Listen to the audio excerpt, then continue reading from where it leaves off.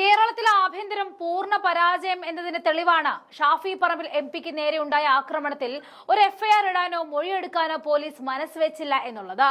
ഒരു എംപിയുടെ സ്ഥിതി ഇതാണെങ്കിൽ സാധാരണക്കാരുടെ കാര്യം ചിന്തിക്കാവുന്നതിനപ്പുറമാണ്. വിഷയം ഇപ്പോൾ കേരളത്തിലും നിൽക്കാത്ത സ്ഥിതിയാണുള്ളത്. കാരണം ഇന്ത്യൻ പാർലമെന്റ് പണി തുടങ്ങിയിട്ടുണ്ട്. ഷാഫി എം പി ആയതുകൊണ്ട് തന്നെ എം പിക്ക് നേരെയുള്ള ആക്രമണം പാർലമെന്റിന്റെ അന്വേഷണത്തിലും ഉൾപ്പെടുന്നതാണ്. ഇപ്പോൾ അറിയാൻ കഴിയുന്നത് വലിയ നീക്കത്തിലേക്കാണ് ഷാഫി കടന്നു എന്നുള്ളതാണ്. ലോക്സഭാ സ്പീക്കർക്ക് ഉടൻ തെളിവ് കൈമാറാനാണ് നീക്കം.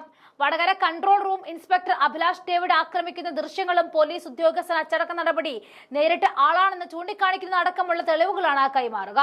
അതോടൊപ്പം ഷാഫി പറമ്പിൽ DGPക്ക് പരാതി നൽകും. ഒക്ടോബർ 30-ന് ഡൽഹിയിലെത്തുന്ന ഷാഫി ലോക്സഭാ സ്പീക്കറെ നേരിൽ കണ്ടും വിഷയം ധരിപ്പിക്കും. സംഭവത്തിൽ പോലീസ് നടപടി സ്വീകരിക്കാത്ത സാഹചര്യത്തിൽ നിയമപരമായ മാർഗങ്ങളിലൂടെ മുന്നോട്ട് പോകുവാനാണ് കോൺഗ്രസിന്റെയും UDFന്റെയും തീരുമാനം. തനിക്കെതിരായ പോലീസ് ആക്രമണം പാർലമെന്റ് പ്രിവിലേജ് കമ്മിറ്റി അന്വേഷിക്കണമെന്നാവശ്യപ്പെട്ട ഒക്ടോബർ 12-ന് ഷാഫി പറമ്പിൽ സ്പീക്കർക്ക് നിവേദനം നൽകിയിരുന്നു. ഇതിന് പിന്നാലെ ഷാഫിയെ ചില പോലീസുകാർ പിറകിൽ നിന്നും അടിച്ചുവെന്ന റൂറൽ SP വെളിപ്പെടുത്തലും തെളിവായി ഹാജരാക്കിയിട്ടുണ്ട്. തന്റെ മൊഴി പോലും പോലീസ് രേഖപ്പെടുത്തിയില്ല എന്നും ഷാഫി പറമ്പിലെ പരാതി ആഭ്യന്തര വകുപ്പിന്റെ തകർച്ചയാണ് കാണിക്കുന്നത്. FIR രജിസ്റ്റർ ചെയ്തതായിട്ട് പോലും അറിവില്ല എന്നും ഒരു MPക്ക് പറയേണ്ടി വന്നത് വളരെ ഗൗരവപൂർവ്വം കാണുകയാണ് ഇന്ത്യൻ പാർലമെന്റ്.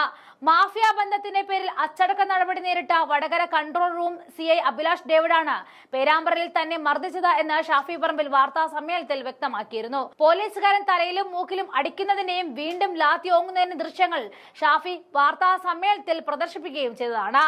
പോലീസുകാരൻ CPMമായി അടുത്ത ബന്ധമുള്ള ആളായതുകൊണ്ടാണ് അന്വേഷണം മരവിപ്പിച്ചതെന്നും MP ആരോപിച്ചു. കൂടാതെ Vadakara control room inspector Abhilash David പേരാമ്പ്രയിലേക്ക് പോയത് സ്പെഷ്യൽ ഡ്യൂട്ടിയിൽ ഷാഫിയെ ലക്ഷ്യം വെച്ചായിരുന്നു. ഈ ക്രിമിനലിന്റെ കയ്യിലെ ലാത്തി അടിയിൽ നിന്നും തലനാരിഴയ്ക്കായിരുന്നു ഷാഫി തല തകർന്നു പോകാതെ രക്ഷപ്പെട്ടത്. ഇപ്പോൾ സംഭവം വിശദമായ നടപടിക്കായി ലോക്സഭാ പ്രിവിലേജ് കമ്മിറ്റിക്ക് മുന്നിൽ എത്തിയതോടെയാണ് ഷാഫി തെളിവ് സഹിതം മാധ്യമങ്ങൾക്ക് മുന്നിൽ എത്തിയത്. ഇത് ലോക്സഭ ഒരു തെളിവായി പരിഗണിക്കുന്നതാണ്.